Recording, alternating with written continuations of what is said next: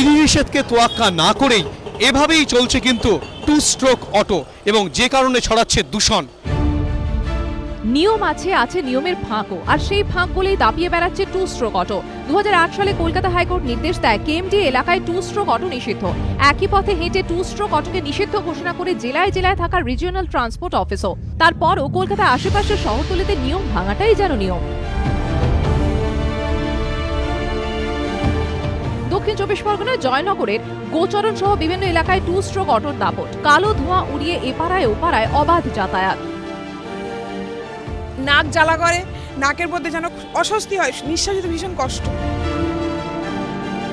বারুইপুরেও একই ছবি। আমাদের তো চোখ জ্বালা করে, এগুলো তো হয়, শ্বাসকষ্ট এগুলো তো হয়। প্রশাসনের নজরদারি কি অভাব রয়েছে?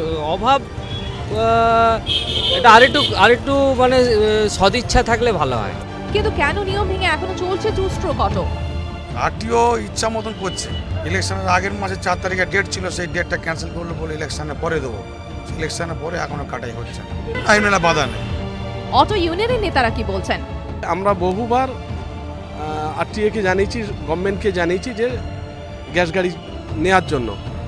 অলরেডি আমরা সব প্রসিডিং হয়ে গেছে।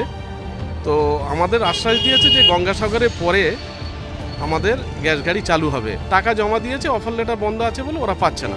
অটো দূষণে চোখ জ্বলে উত্তর 24 পরগনাতেও। এখনো চলছে সেই নীল সাদা বা কালো হলুদ টু স্ট্রোক অটো। ব্যবহার করা হচ্ছে কাটা তেল, যার জেরে দ্রুত গতিতে ছড়াচ্ছে দূষণ।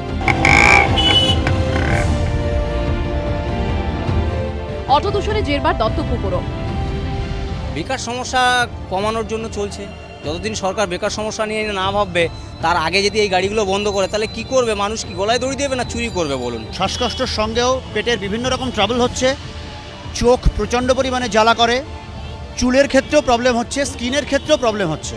এই যে অটোগুলো চলছে, দেখবেন আপনি একটু লক্ষ্য করে দেখবেন, কালো কালো ধোঁয়া বেরোচ্ছে, কোনো রকম কোনো প্রতিকার নেই। কালো ধোঁয়ায় চোখ জ্বলে, অনেকে শ্বাসকষ্টও হয়, ক্ষতি হয় শরীরে, ক্ষতি হয় পরিবেশের। কিন্তু এত সবের পরেও শুনছে কে? নিয়ম আছে নিয়মের মতো। টু স্ট্রোক অটো দাপাচ্ছে নিয়ম ভেঙে। হিন্দলদের রিপোর্ট, এবিপি আনন্দ, কলকাতা।